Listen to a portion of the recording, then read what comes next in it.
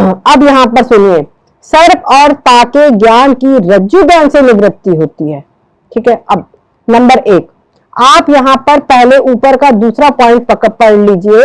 ऊपर जो लिखा था 78 पेज पे, जैसे रज्जु अवच्छिन्न अधिष्ठान चेतन सतरूप है, सर्प और ता का ज्ञान सत से विलक्षण है।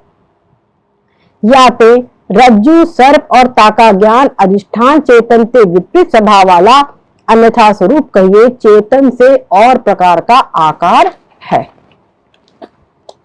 ठीक है, अब 136 अंक यहां पे चलो। नंबर 1 मिथ्या सर्प का अधिष्ठान रज्जु उपहित चेतन है, रज्जु नहीं।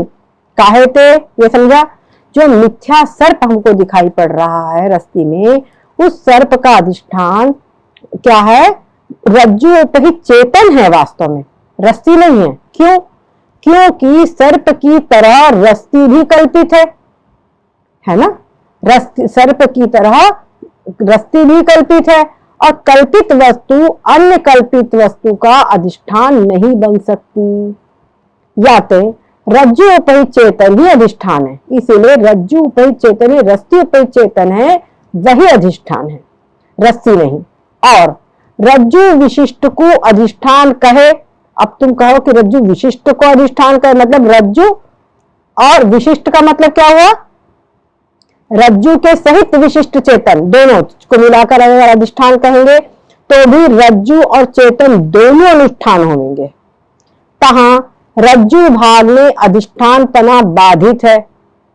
ठीक है, जो रस्सी भाग है उसमें अधिष्ठान पना नहीं हो सकता। क्यों? क्योंकि वो कल्पित है। या तो रज्जु उपहित चेतन ही अधिष्ठान है, रज्जु विशिष्ट चेतन नहीं। ठीक है, ये बात समझ लो कि रज्जु जो है वो कल्पित है, रज्जु की तीनों काल में सत्ता ही नहीं है, तो रज्जु अधिष्ठान कैसे बन सकती है? इसलिए उसमें अधिष्ठान पना बाधित है। जो वास्तव में अधिष्ठान पना केवल रस्सी उपहित चेतन में ही है। तो जो रस्सी उपहित चेतन है वही अधिष्ठान है, रज्जु विशिष्ट चेतन नहीं। ये भी समझ लो, या रज्जु अकेला नहीं। विशिष्ट यानी जो जैसे बताया था ना कि साक्षी चेतन और संसारी जीव, याद आ गया? जब अंतःकरण उपहित चेतन जो है वो साक्षी है और अंतःकरण विशिष्ट चेतन जीव संसारी है, याद आ गया? जब उसको चेतन और उपाधि दोनों को मिलाकर हम ग्रहण करेंगे, ठीक है ना? जब चेतन और उपाधि दोनों को मिलाकर ग्रहण करेंगे, विशेषण और विशेषण और विशेष दोनों को मिलाकर ग्रहण करेंगे तो वो विशिष्ट कहलाएगा। जैसे साहसी बालक, तो बालक विशेषण है, साहसी विशेषण है और बालक विशेष्य है। तो यहाँ पे साहसी बालक जब कहेंगे तो इसमें विशेषण और विशेष दोनों होगा, तो साहसी बालक पूरा मिलाकर कहलाएगा विशिष्ट।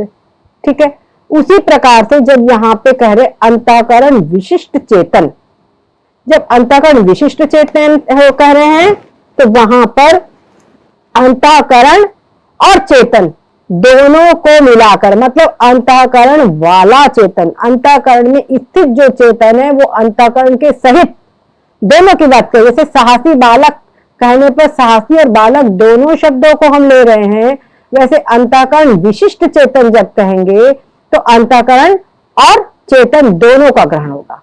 लेकिन जब हम कहेंगे अंतःकरण उपहित चेतन तो अंतःकरण छूट जाएगा, केवल मात्र चेतन का ग्रहण होगा। ये बात पहले समझाई जा चुकी है। तो अंतःकरण उपहित चेतन साक्षी कहलाएगा, चेतन मात्र जो है सिर्फ चेतन और अंतःकरण नहीं, अंतःकरण के छोड़ करके केवल मात्र चेतन भाग वो क्या है? साक्षी है। जैसे आप गिलास में पानी पिएंगे तो पानी पिएंगे, गिलास छोड़ देंगे। केला खाएंगे तो केले का छिलका छोड़ देंगे और उसमें की गिरी केवल खाएंगे। उसी प्रकार से जब कहा जा रहा है कि अंतःकरण उपहित चेतन, तो अंतःकरण को छोड़ देना है, केवल चेतन मात्र को ग्रहण करना है। ठीक है, अब ये बन गए। तो रज्जु विशिष्ट चेतन भी अधिष्ठान नहीं है।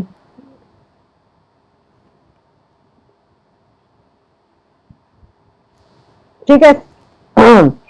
हाँ हेलो, आ रही सबको आवाज? हाँ।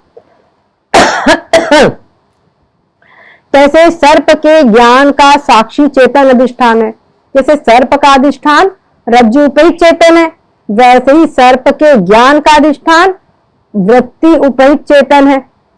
तो वृत्ति उपहित चेतन का नाम क्या है? साक्षी चेतन। ठीक है, तो वृत्ति उपहित चेतन, अंतःकरण उपहित चेतन ही साक्षी चेतन है, और अंतःकरण जो है वही वृत्ति के रूप में बाहर निकलता है, तो वृत्ति उपहित चेतन ही साक्षी चेतन है। या रीति से भ्रम स्थान में विषय का और ताके ज्ञान का उपाधि भेद से अधिष्ठान भिन्न है, एक नहीं। समझ में आ गई? इसलिए भ्रम स्थान में विषय का और ताके ज्ञान का, समझ गए? भ्रम स्थान में जो दिखाई दे रहा है पदार्थ, जैसे सर्प और सर्प का ज्ञान, दोनों का अधिष्ठान एक ही है, केवल उपाधि भेद से उनका भेद है। चेतन तो सब एक ही है पूरा। समझ में आ गया कि नहीं? चेतन तो पूरे ब्रह्मांड के भीतर बाहर सब एक ही है, उपाधि के द्वारा उनका भेद है। तो जैसे जब चेतन जो है वो उपहित चेतन जब अधिष्ठान है, तो उसका भेद केवल उपाधि के द्वारा है ना? उधर रस्सी उपाधि, इधर अंतःकरण उपाधि, तो उपाधि के द्वारा केवल भेद है, बाकी वास्तव में भेद नहीं है।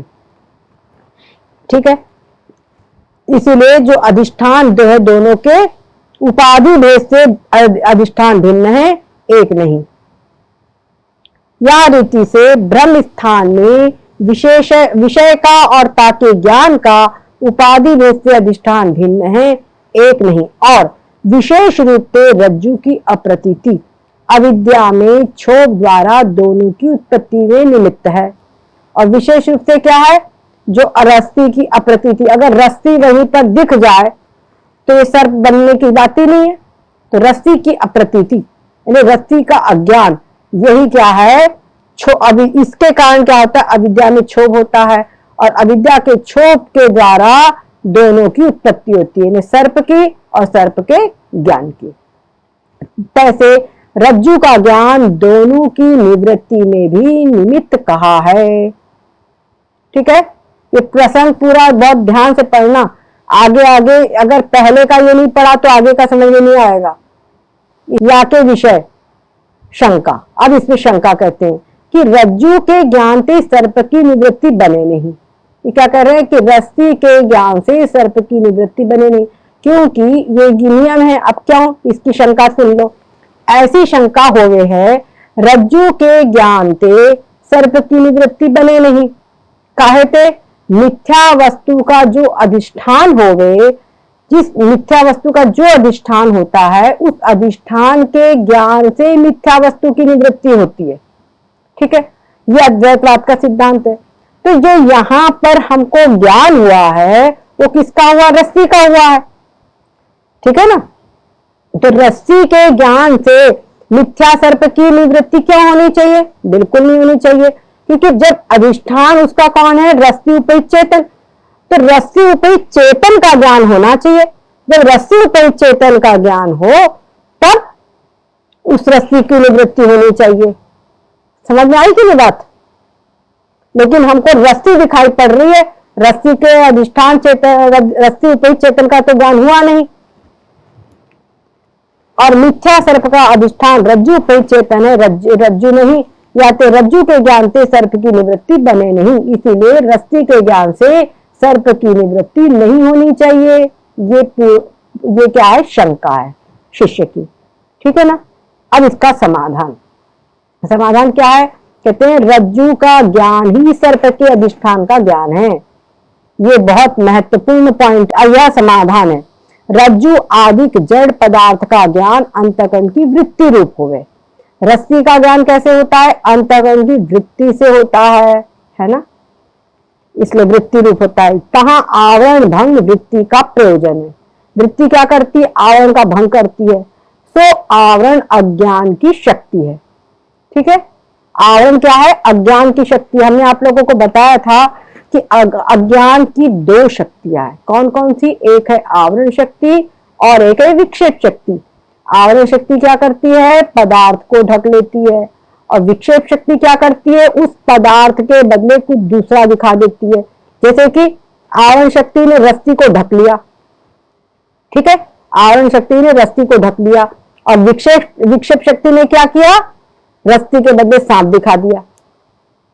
कहां आवरण भंग वृत्ति का प्रयोजन है। सो आवरण अज्ञान की शक्ति है, याते आवरण जड़ के आश्रित है नहीं। आवरण क्या है, जड़ के आश्रित नहीं है, किंतु जड़ का अधिष्ठान जो चेतन ताके आश्रित है। क्लियर हुई बात। जैसे संतरे की जो कलियां हैं, उस संतरे की कलियों के आधार पर संतरे का छिलका टिका हुआ है। अगर कलियां ना हो तो संतरे का छिलका क्या रहेगा, टिका रहेगा, नहीं रहेगा। तो वो आवरण जो है वो संतरे का जो छिलका है, संतरे का आवरण संतरे की कलियों पर टिका हुआ है। और यहां पर जो बताया गया है कि जो रस्सी के ऊपर जो आवरण है, रस्सी के ऊपर जो आवरण है, वो आवरण है किसका, अविद्या का है। और जो अविद्या है वो किसके आश्रित है, चेतन के आश्रित है। समझे कि नहीं समझे। अविद्या किसके आश्रित है, चेतन के आश्रित है, रस्सी के आश्रित नहीं है। तो जिसके आश्रित है उसी को तो ढके, ठीक है। और जड़ का अधिष्ठान जो चेतन ताके आश्रित है, वो जड़ वस्तु के रस्सी के आश्रित नहीं है, चेतन के आश्रित है। तो वो चेतन के ही आश्रित है। याते रज्जु समानाकार अंतःकरण की वृत्ति ते रज्जु अवच्छिन्न चेतन का ही आवरण भंग होवे है। तो जिस समय पर वो आवरण भंग होता है, रस्सी के ऊपर का आवरण जब भंग होता है, तो वो आवरण वास्तव में रस्सी का आवरण भंग नहीं होता, अपितु रस्सी उपहित चेतन का ही आवरण भंग होता है। समझ में आई ना। जैसे हम संतरे की वो छिलका हटाएंगे तो संतरे की कलियां ही दिखाई पड़ेगी, जिसके आश्रित तो छिलके टिके हैं उसी को ढके हैं, है ना। जैसे जल के ऊपर जो काई होती है, वो काई किसके आश्रित रहती है, जल के आश्रित रहती है, और जल को ही ढकती है ना, जल को ही ढकती है, जल को ही आवृत करती है। वही बात यहां पर है कि जो ये आवरण है, रस्सी के ऊपर जो आवरण बना हुआ है, अविद्या का आवरण है। और अविद्या किसके आश्रित है, चेतन के आश्रित है, रस्सी पे चेतन के आश्रित है। तो जब रस्सी का जो आवरण जब भंग होगा, तो वो आवरण रस्सी उपहित चेतन का ही आवरण भंग होगा, ठीक है। तो वास्तव में वो रस्सी उपहित चेतन का ही आवरण भंग होता है। वृत्ति में जो चिदाभास है, ठीक है, और वृत्ति में जो चिदाभास है, उस चिदाभास से रज्जु का प्रकाश होता है। उससे क्या होता है, रस्सी का प्रकाश हो जाता है कि ये रस्सी है, ठीक है। और जो चेतन है, रस्सी ऊपर जो चेतन है, और उधर अंतःकरण वृत्ति ऊपर चेतन है। चेतन चेतन दोनों एक है ना, चेतन चेतन दोनों एक है, तो दोनों चेतन एक हो जाते हैं। एक बड़ी नदी है, समझ लीजिए नर्मदा नदी बड़ी नदी है, और इधर उज्जैन के अंदर में क्षिप्रा नदी छोटी सी नदी है, ठीक है। क्षिप्रा नदी छोटी सी नदी है। तो पिछली बार कुंभ में उन्होंने क्या किया, नर्मदा नदी से एक बहुत बड़ा पाइप लेकर के पूरा यहां निकाल दिया क्षिप्रा नदी में। तो जो पाइप जहां जो नली निकली थी वो नर्मदा नदी से निकली, है ना। तो नर्मदा नदी से निकली तो उस पाइप में क्या आया, पानी। क्यों आया पानी, क्योंकि नदी में पानी है, नर्मदा नदी में पानी है, तो जो उसमें होगा पानी वही तो निकलेगा। जो होवे करवा सो आवे टोटी, ये कहावत है पुरानी, है ना। जो जैसे करवा मतलब क्या होता है, करवा मतलब जो टोटी वाला लोटा होता है उसको करवा बोलते हैं। टोटी वाला जो करवा होता है, तो घड़ा होता है, उसको करवा बोलते हैं। तो जो होवे करवा और टोटी उसको बोलते हैं जो उसमें टोटी है। तो जो करवे में जो घड़े में अगर पानी है तो टोटी से पानी निकलेगा, दूध है तो दूध निकलेगा, तेल है तो तेल निकलेगा, यही तो होना है। तो यहां पर जो अंतःकरण से वृत्ति निकलती है, ठीक है, तो अंतःकरण में क्या है, चेतन है, अंतःकरण पे चेतन है। तो अंतःकरण से निकलेगा क्या, जब वृत्ति निकलेगी, वृत्ति निकली, अंतःकरण से वृत्ति निकली, तो वृत्ति के अंदर में भी क्या निकलेगा, चेतन ही निकलेगा। क्लियर हुई बात। अब ये जो अंतःकरण की जो वृत्ति है, ये वृत्ति ने आवरण को भंग किया। कोई भी जो पदार्थ है सामने, उस पदार्थ के आवरण को भंग किया, पदार्थ के आवरण को भंग किया, और क्या हुआ, उस पदार्थ के आकार का हो गया। ठीक है, घट के जैसे घट अंतःकरण की वृत्ति निकल के घट तक गई, तो घट के आवरण को भंग किया और घट के आकार की हो गई। ठीक है, तो क्या हुआ, घट के आकार की हो गई। तो जैसे वहां पर हमने बताया नर्मदा जी से तो वो नली निकली। ठीक है, और मान लीजिए यहाँ पे आपने गड्ढा बना रखा है, तालाब बना रखा है, जो कुछ बना रखा हो, तो क्या होगा कि इसके अंदर का पानी निकाल के इधर वो गड्ढे में भर जाएगा कि नहीं भर जाएगा। या फिर जैसे क्षिप्रा नदी में भी जल है, नर्मदा नदी में भी जल है, और वो पाइप में दोनों को मिला दिया, तो क्या होगा, दोनों पानी एक हो गए कि नहीं हो गए? बोलो, दोनों पानी एक हो गए, दोनों जल जल एक हो गए। उसी प्रकार से अंतःकरण में भी क्या है, चेतन है। ठीक है, अंतःकरण उपहित चेतन है अंतःकरण में, और उधर जो पदार्थ है घट पट आदि सब पदार्थों में, उनके अंदर में उपहित चेतन है, हर पदार्थ में चेतन है।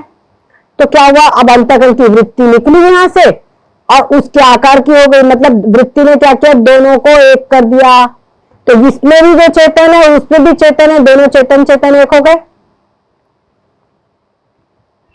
बोलिए, दोनों चेतन चेतन एक हो गए कि नहीं हो गए? हाँ, बस यही बात समझानी है। तो अगर मान लीजिए वो नली निकल के आई और यहां पर कुछ ऐसा बांध बना हुआ है कि क्षिप्रा नदी पे रास्ता बंद है, तो क्या हुआ, पानी मिक्स हो पाएगा? नहीं हो पाएगा।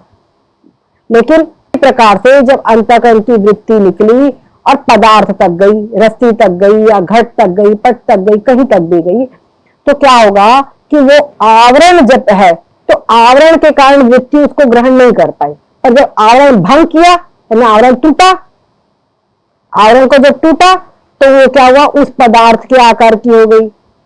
अब क्या हुआ, पदार्थ के अंदर में भी पदार्थ का अधिष्ठान चेतन बोले चाहे उपहित चेतन है, और इधर अंतःकरण में भी अंतःकरण उपहित चेतन है, और वही अंतःकरण उपहित चेतन, और जब वृत्ति निकली तो वृत्ति में भी वृत्ति उपहित चेतन के रूप में निकला।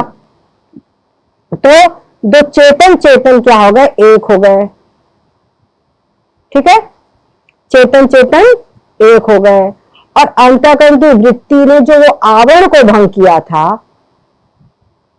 ठीक है ना, अंतःकरण वृत्ति का काम क्या है, वृत्ति का काम केवल उस आवरण को भंग करना है, बस।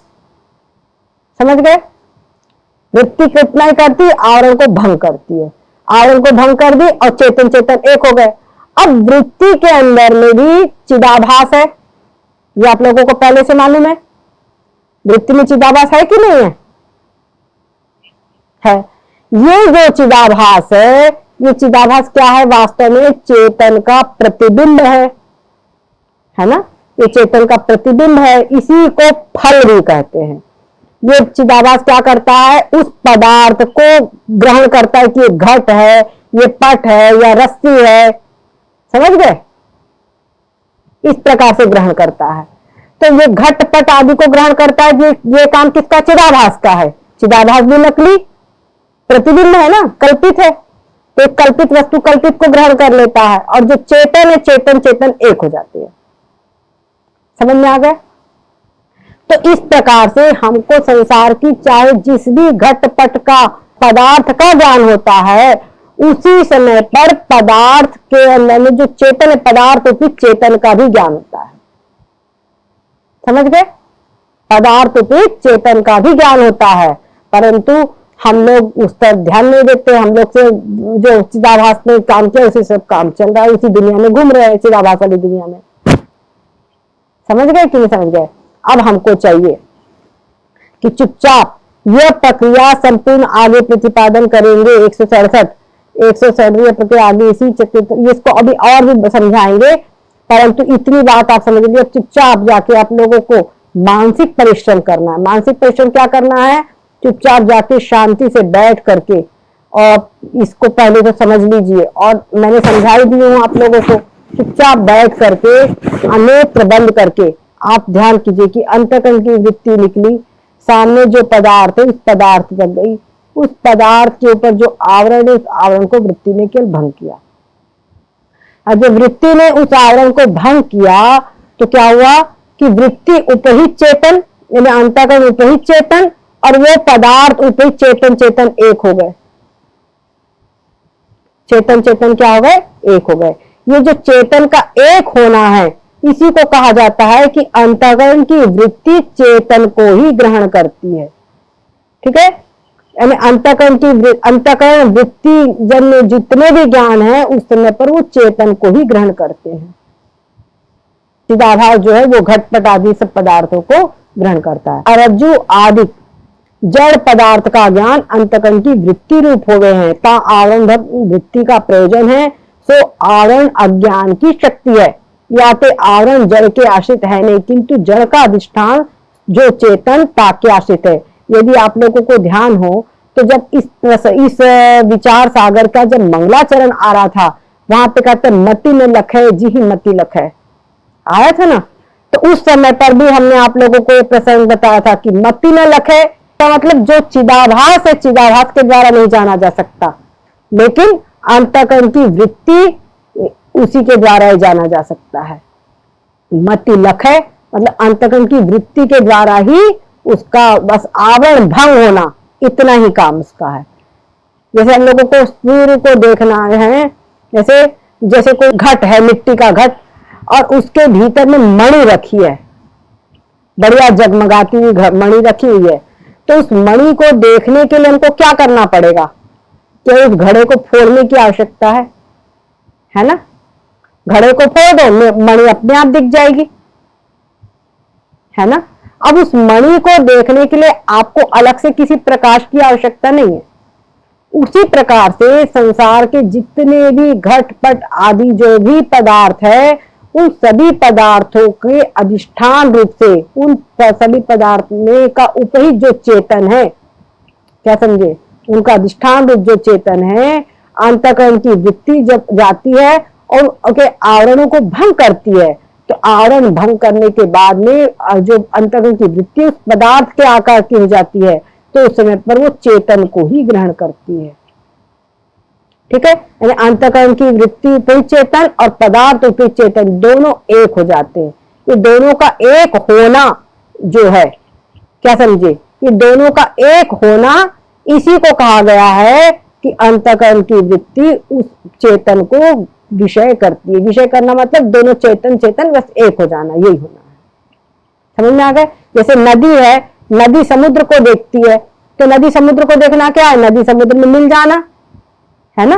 तो वैसे यहाँ वृत्ति उपहित चेतन और वस्तु उपहित चेतन, चेतन चेतन दोनों का परस्पर में मिल जाना, यही चेतन का विषय करना है। समझ में आई बात? ये जो प्रसंग हमने आप लोगों को समझाया है, ये प्रसंग वेदांत परिभाषा ग्रंथ से है, और वेदांत परिभाषा ग्रंथ मूल रूप से संस्कृत में दिया गया है। समझ गए? उसकी ये जब ग्रंथ लिखा गया था विचार सागर, तब तक उसकी हिंदी नहीं हुई थी, उसका हिंदी अनुवाद नहीं हुआ था। तभी निश्चल दास जी ने, और भी ऐसी पंचदशी में कई प्रक्रिया इस प्रकार की है, उन सब प्रक्रियाओं को के आधार पर उन्होंने ये विचार सागर ग्रंथ तैयार किया है।